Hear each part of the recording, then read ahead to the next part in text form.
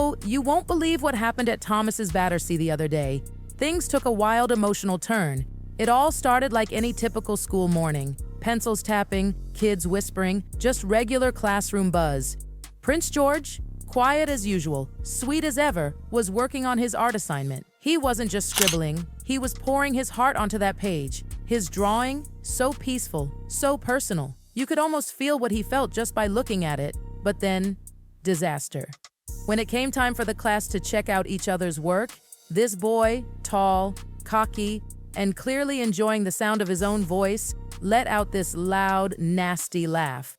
And not just any laugh, the kind that silences a room. He pointed at George's drawing and mocked it right there in front of everyone. George, poor boy, just looked down, his face red. He didn't say a word. He didn't need to, because someone else had seen it all. Oh yes, Princess Charlotte. Now don't let her size fool you. She may be smaller, but she's fierce. What she did next, quiet, controlled, but totally unforgettable. This wasn't just a moment, it was a statement. She didn't yell, she didn't stomp her feet, oh no. She moved with intention and everyone felt it. What came next? Just wait for it. The sun was shining through those tall school windows and everything seemed totally normal. Kids were dragging their sleepy feet through the gates. George arrived like he always does. Calm, almost invisible, if not for that royal aura around him. Navy blue uniform just like everyone else, but let's be real, we all know who he is. The class was handed an assignment. Draw something that makes you feel peaceful. And George, he went all in. While other kids were doodling football games and castles, George pulled out his soft green pencil and sketched the rolling hills of Balmoral, his safe haven. And get this, he added a little robin on a windowsill. Not random at all. That bird, a symbol, a sweet, quiet tribute to Princess Diana. You see, George had heard those stories, how a robin often appears when his dad is deep in thought.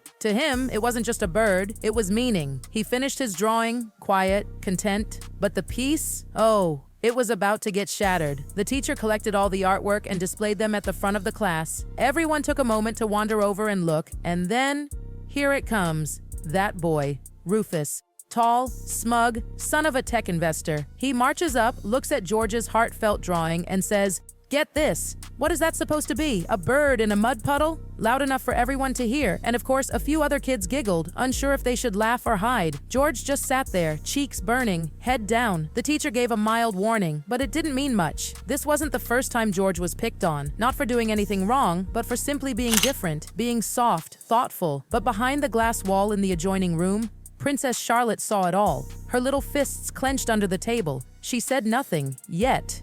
But her eyes, they didn't blink. And in that exact moment, something changed. It wasn't the security guards or a teacher that jumped in. Nope, it was someone much smaller, but far more powerful. Charlotte had always noticed things others didn't. George, he was her big brother, her protector, her safe place. She knew when something hurt him, even when he didn't say a word. And right now she saw it clear as day. He was crushed. And that, oh, that would not stand. Rufus thought he was funny, but Charlotte, she was just getting started. George wasn't one to hog attention. He liked peace, he liked quiet, and when he drew, he wasn't just trying to complete an assignment, he was speaking with his heart. That drawing, it was Balmoral Hills, a strong oak, and yes, a soft robin perched just so. He even sketched a faint silhouette of a woman under that tree. Not detailed, just a whisper, but we know who it was meant to be. Diana. That robin on the tree, that was for her. It was his secret tribute, his quiet way of saying, "I see you, I feel you."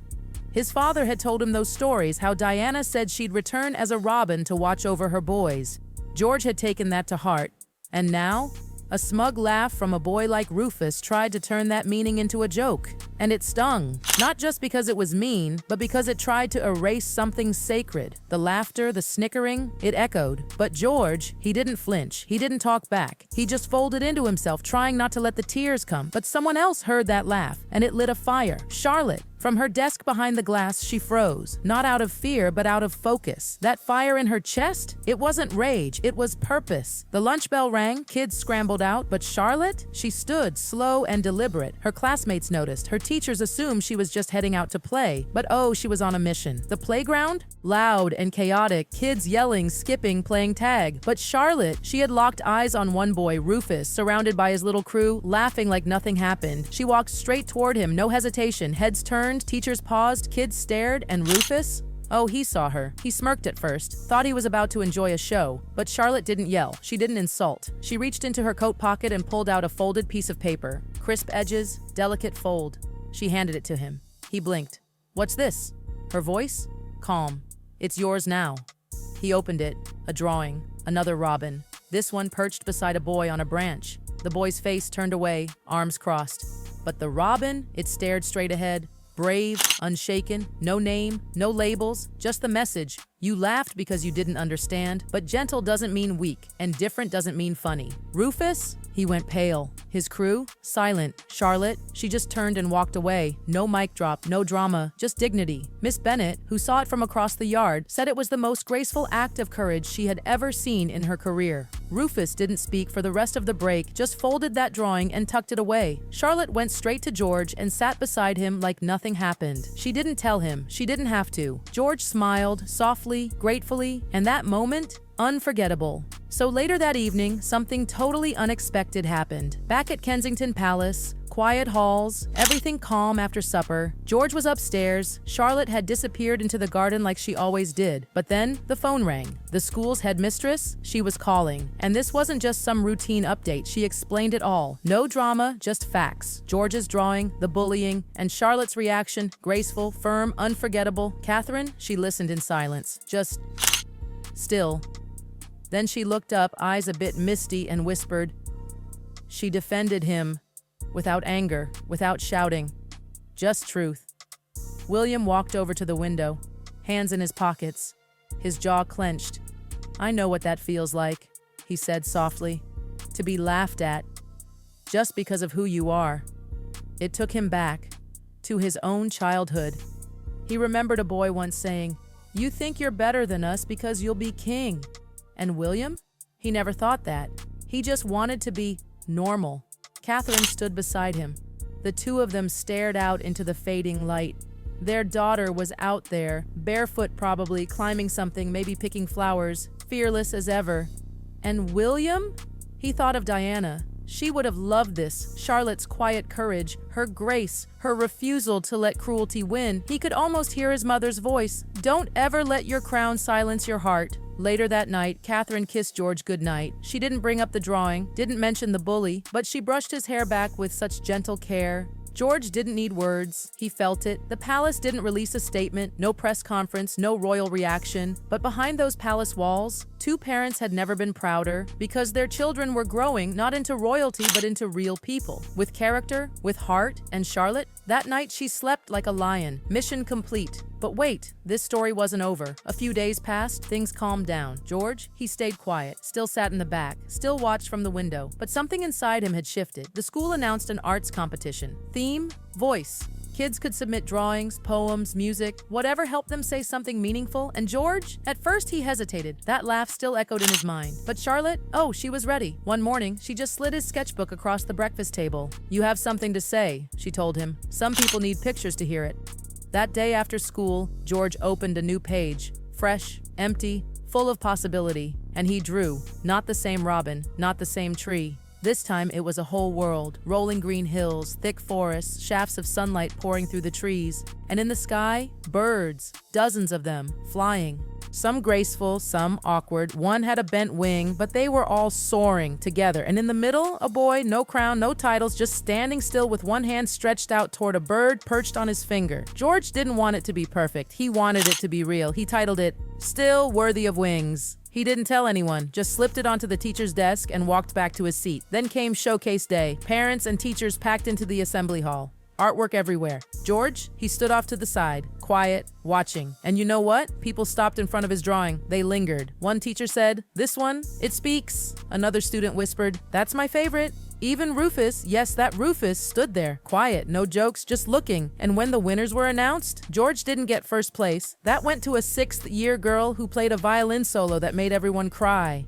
But something had shifted. When George was mocked, he had stayed silent. But Charlotte? She hadn't even blinked. She acted. And George saw that. He felt that. He watched as his little sister, fierce and composed, protected him. Not with noise, not with anger, but with calm, crystal clear grace. She never told him what she did. She didn't need to. And George? He never forgot, because when everyone else went quiet, she stood tall. And Charlotte? She came to see her brother in a new way too. He could have given up, could have retreated, but instead he returned, not with rage, but with meaning.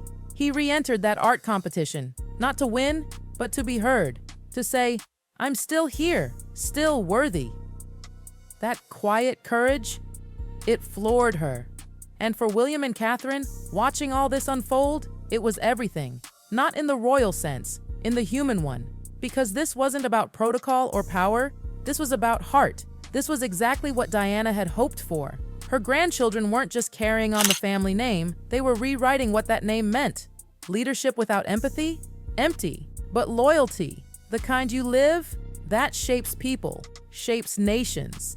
That evening, George and Charlotte walked through the palace gardens together. No crown, no cameras, just two kids laughing side by side. That wasn't just a walk, that was legacy in motion. Because this wasn't just a drawing, it was a stand. A moment of vulnerability met by a fierce defense, a quiet comeback that turned into a global message. Prince George didn't fight back with words. He let his art speak, and Princess Charlotte? She answered cruelty with clarity. They showed us all, strength doesn't always roar. Sometimes it walks softly across a playground, looks a bully in the eyes, and hands them a drawing they'll never forget. This wasn't just a royal story. This was for every child who's ever been misunderstood, every sibling who's ever stood their ground, every quiet soul who's turned pain into something powerful. George may be destined for the crown, but that day, Charlotte wore one of her own. And if this story stirred something in you, like it did the rest of us, don't forget to like, comment, and tell us what you would have done in Charlotte's shoes. Subscribe for more incredible real-life moments and royal stories that matter, because sometimes the most powerful stand is the one taken with love. With love.